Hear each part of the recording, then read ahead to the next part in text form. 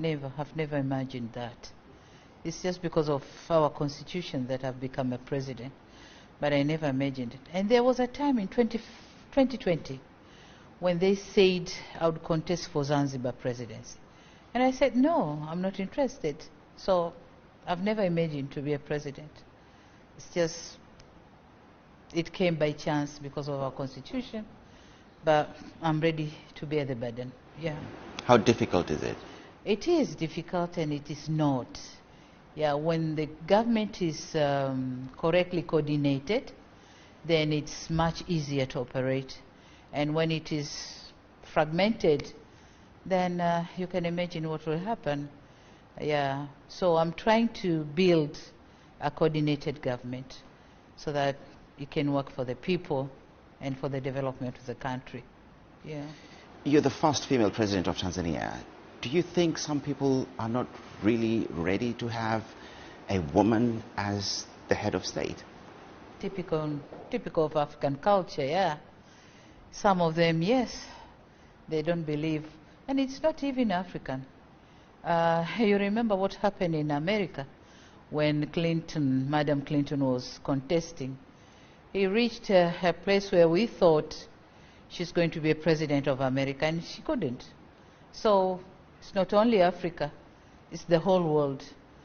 I don't think why they don't have faith with women being presidents. But at least Africa, we have shown the way.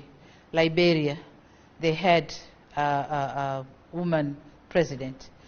Central Africa, in some time, they had a woman president. Ethiopia, she's there, and myself. So at least Africa, we have shown the way. But yeah, still, there are people who don't believe that women can be better presidents. And we are here to show them. How do you deal with that when someone looks at you and... Just implement the development plans and see what you are doing for them. They'll come to terms, definitely. Yeah. Let's talk about COVID. How has Tanzania been affected by COVID-19? Yeah. Economically and socially? Affected somehow, because our economy went down from 7 to 4.7, but we're expecting to grow by 5.5, 5.6 this year. And sectors like agriculture, tourism have been severely affected, but we are now trying to beat them again.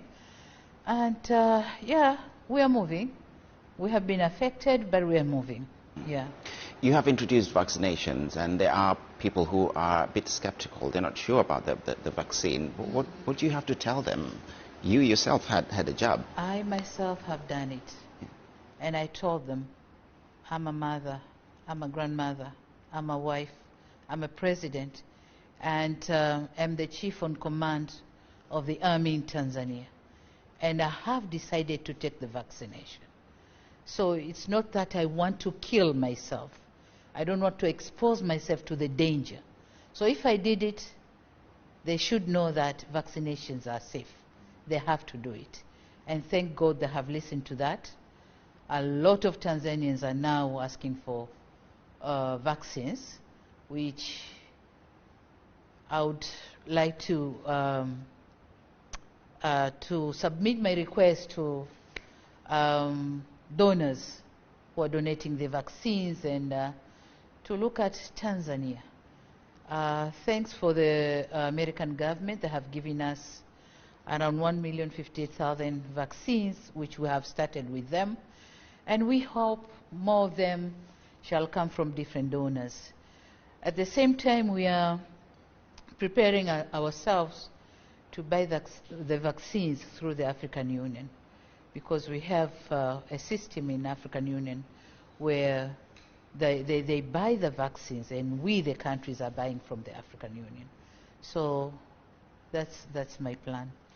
With all the changes that are happening in Tanzania, and we saw last year Tanzania was not sharing data, COVID data, but now huge changes. We are following all WHO requirements and regulations here.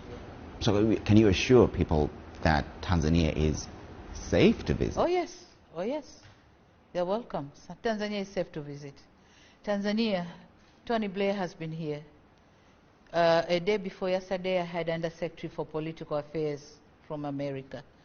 I had a lot of people are visiting me now. Yeah, they are visiting me because Tanzania is safe. Where do you want to see Tanzania at the international stage? I want to see at international stage. I think Tanzania has been there already at international stage, but I want to see economic competitive Tanzania, trading and working with other nations. I want to see development of the people in Tanzania. I want to see peace and peaceful and stable Tanzania. Yeah.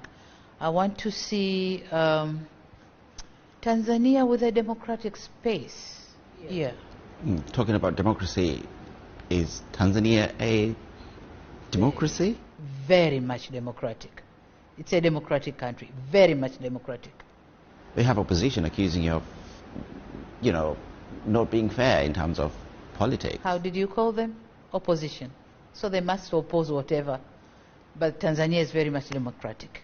Very much democratic. And what might be democratic to others might not be democratic to some people. So I don't know their definition of democracy. But the way I see it, Tanzania is very much democratic.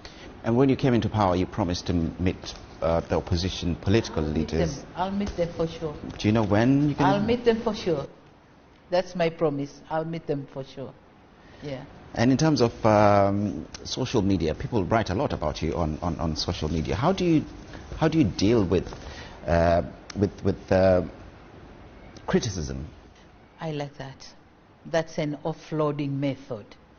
Let them offload whatever they think, so that I can work with whatever they are talking about. Yeah. If something to be worked out, I work on it and I correct it. If something just written, then let bygone be bygone. Yeah, but otherwise, I like it. That's the way of them speaking to their government. Yeah. As president now, and as a mother, as a grandmother, do you find time to spend time with your family? Later time, yes. Later time with my grandkids.